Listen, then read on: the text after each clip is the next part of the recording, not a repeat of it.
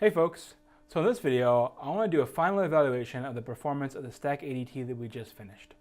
So we've actually implemented just fine. It seems pretty good now. We had to add some features, but we've kind of gotten to the point where it's something I could actually use in practice. But how fast is it, right? That's an important question always to ask. How fast is something? How fast is this code? Is there any way to make it faster? Okay.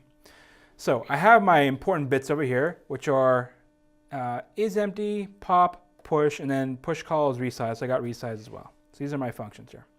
So what I'd like to do is basically propose a big O for each of these to represent how much time or how much work is required to run these different methods. So what about isEmpty? What do you think the big O of isEmpty is? Take a minute to think about it, and then we'll talk. The big O of isEmpty is O of 1. It's constant time.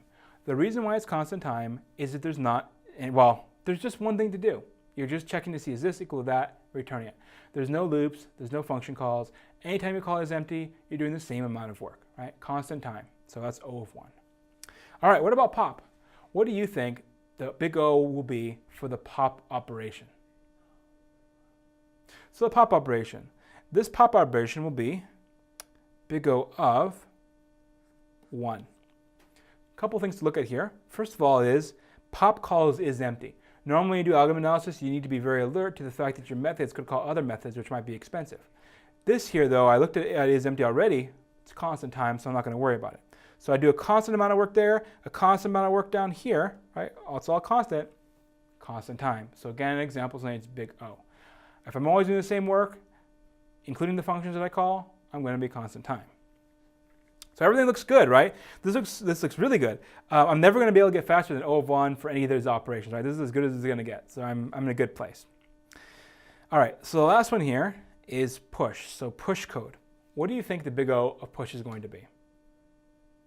So the big O of push is O of n. So this is where our hopes and dreams are thrown down the stairs. Our push here, right, is no longer constant time. Rather, it's linear time. So where does the linear come from? Well, this over here looks like a constant amount of work. This over here looks like a constant amount of work here. Well, the problem maybe is over here in resize. Resize is over here. And sometimes when people look at that code and resize, they're like, oh, it's just doing the same constant amount of work. That's true. But what about copy of? Copy of, if you remember, has to basically look at your existing array, your new array, and bring elements from one to the other, right? That's going to be some work because depending on how many elements you have in there, it's going to take more time to move them over, okay? So I have basically n elements in there, so I'm going to need to move n elements from one to another. So this copy of operation is O of n. Because that's O of n, resize is O of n. Because resize is O of n, push is O of n, okay? So that's O of n there, right? So that's what we have. So that's our performance analysis here.